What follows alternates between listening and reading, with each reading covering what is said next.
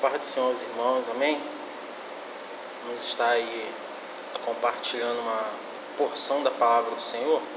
Vamos estar fazendo uma oração para a gente estar dando início, amém?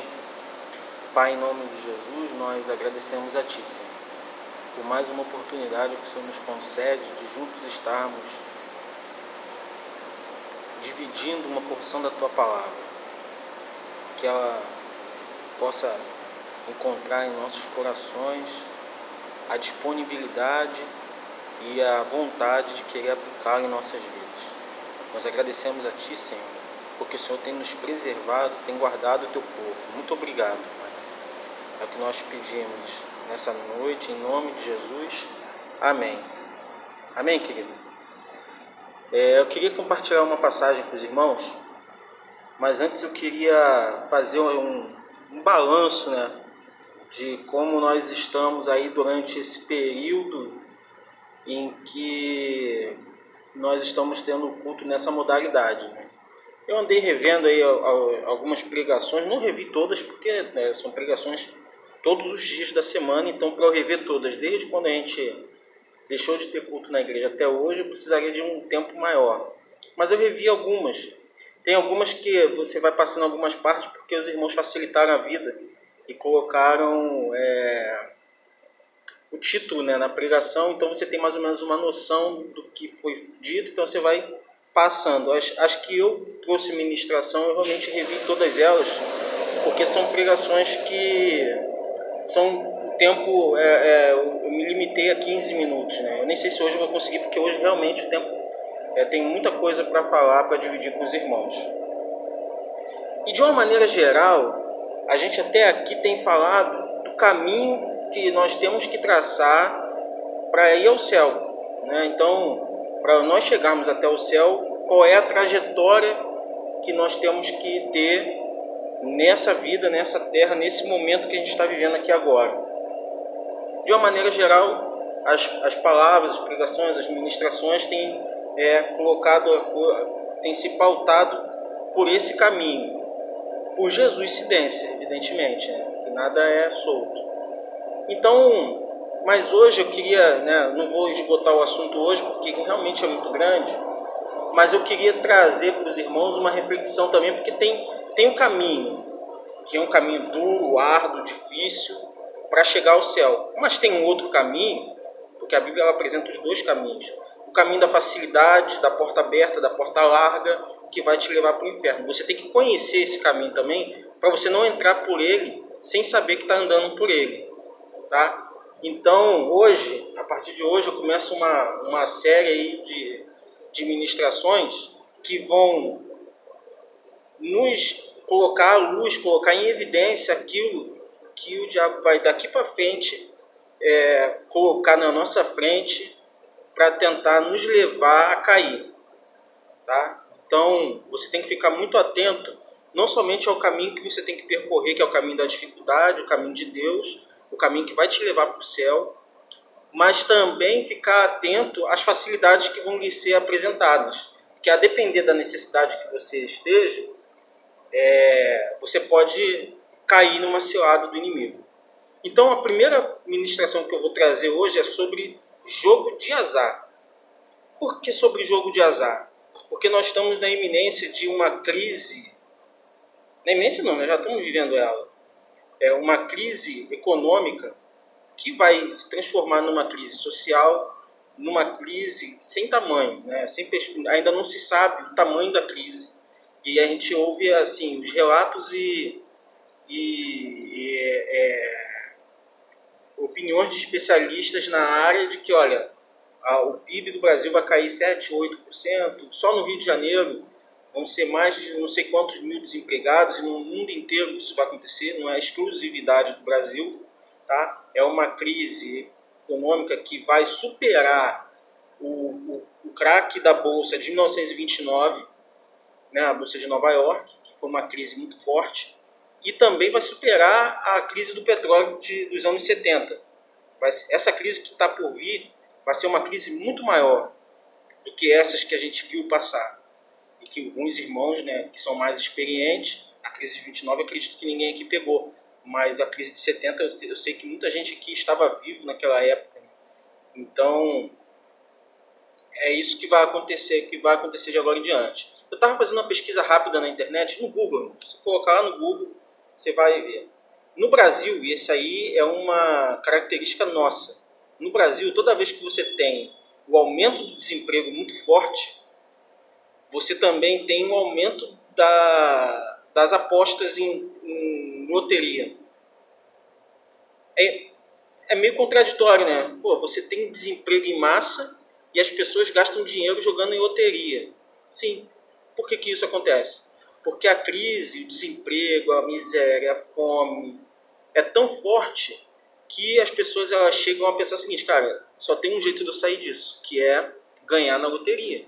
Então as pessoas pegam o seu único, talvez o seu último recurso e fazem uma aposta numa combinação de números, porque se ela ganhar, ela vai sair dessa situação de desespero que ela se encontra. E por que isso é errado à luz da Bíblia? Né?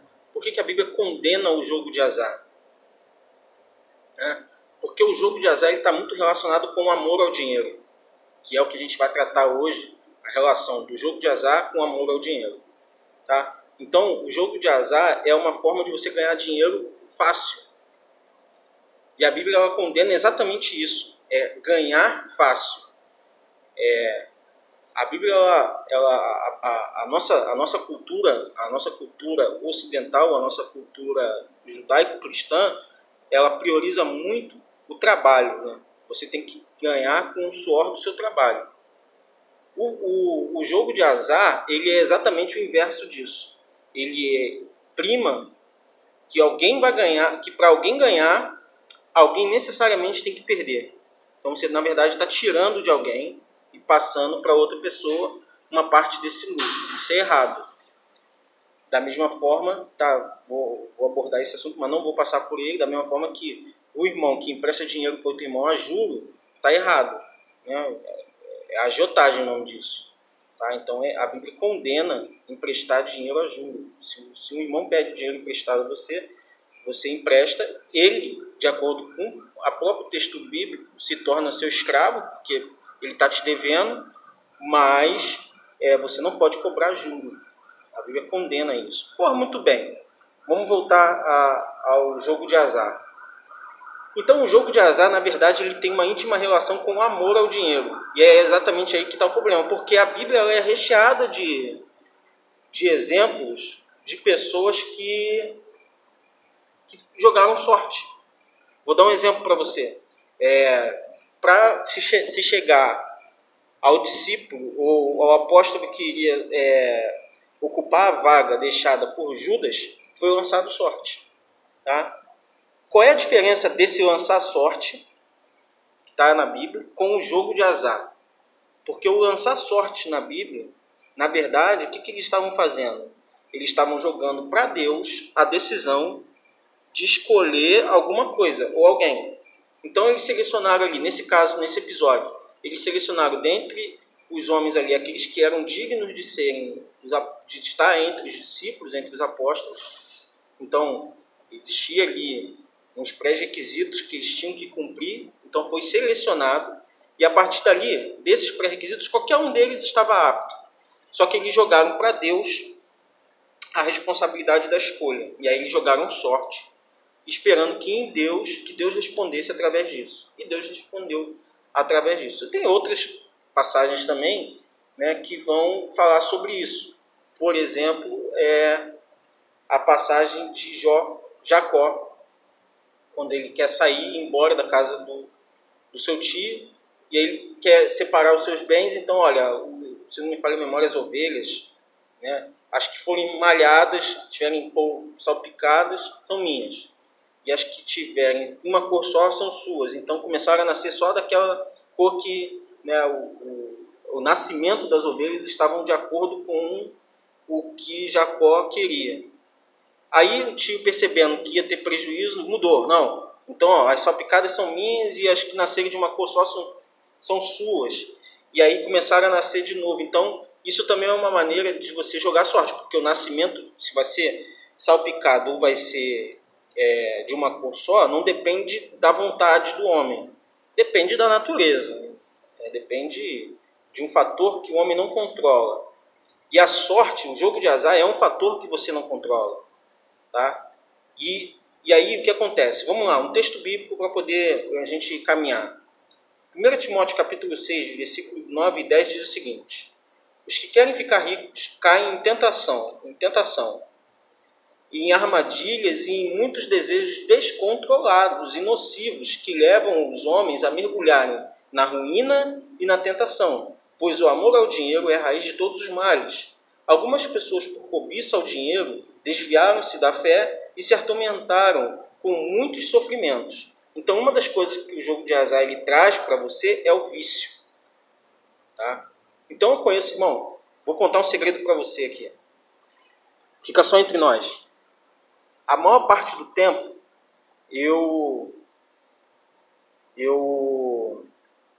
como é que eu vou colocar? Eu me finjo de morto para sobreviver.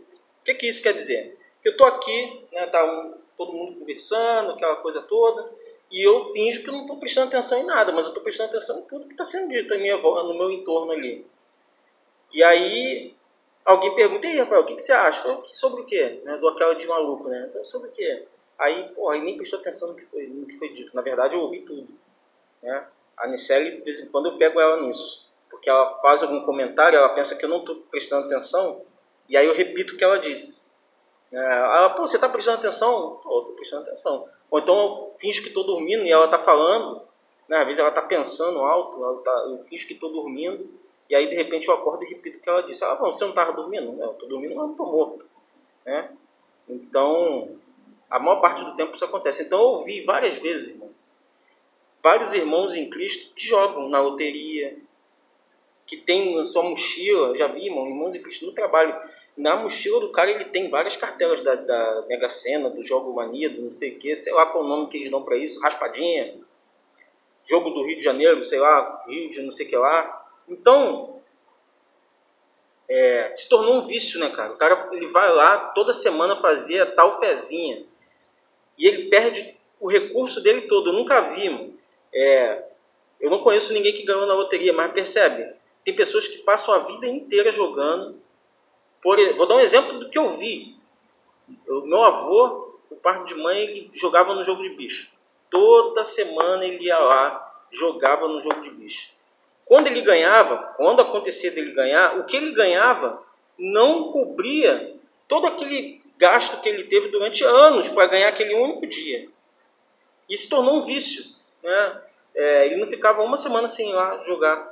Não dava, ele sempre ia lá, sempre tinha um motivo. Alguém morria, chegava no cemitério, qual o número da cova? Tal, ia lá e jogava. Sonhava, jogar. Tudo era, saiu na rua, viu um cachorro, opa, vou jogar. Então, tudo era motivo para isso. Era uma forma dele alimentar o vício. Eram desculpas para ele ir lá jogar. Nada mais do que isso.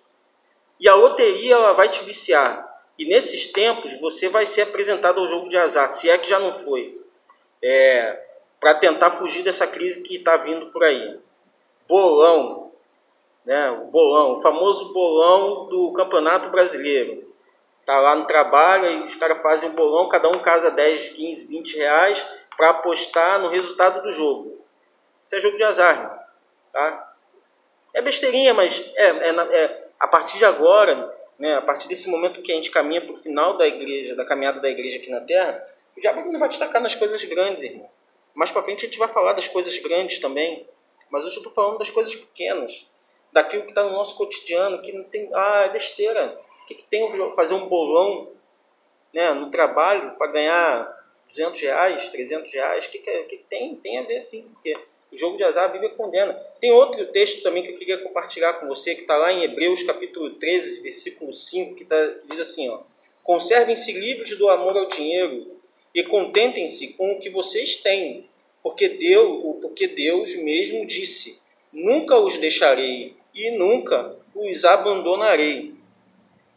Então, querido, a palavra que eu tenho para você hoje é: se mantenha firme e fiel a Deus em tudo. Em tudo.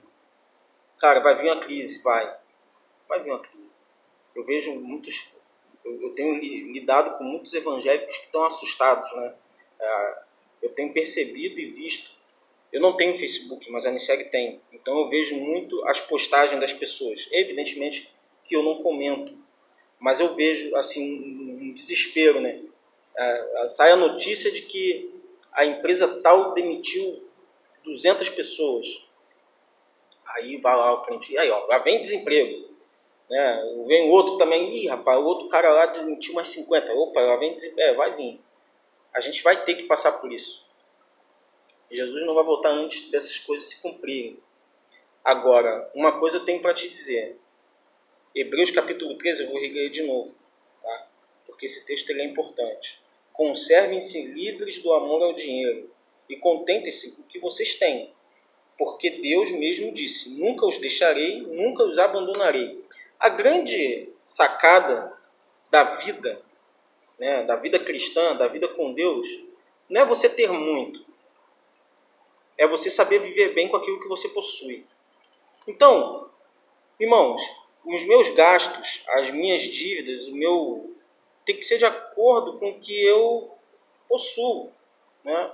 Às vezes a gente acaba fazendo as besteiras, né? Eu não vou dizer que eu nunca fiz besteira. A gente acaba fazendo as besteiras de contrair dívidas e depois a gente se enrola, né? Porque fez alguma coisa sem orar antes, ou porque o ambiente, o entorno te deixou desesperado e você foi lá e fez aquilo sem pensar muito. Eu já sou vítima disso de vez em quando, tá? Mas eu não posso culpar a Deus por um mau passo que eu dei. Eu preciso me reestruturar, honrar minha dívida. Eu preciso honrar a dívida que eu contraí, tá? Isso é muito importante. Honrar a dívida que eu contraí, ou seja, né, se eu peguei um dinheiro emprestado com o irmão, eu pago esse irmão. Se eu fiz um financiamento, se eu contraí uma dívida, eu tenho que honrar, procurar honrar isso, principalmente se envolve nome de terceiros.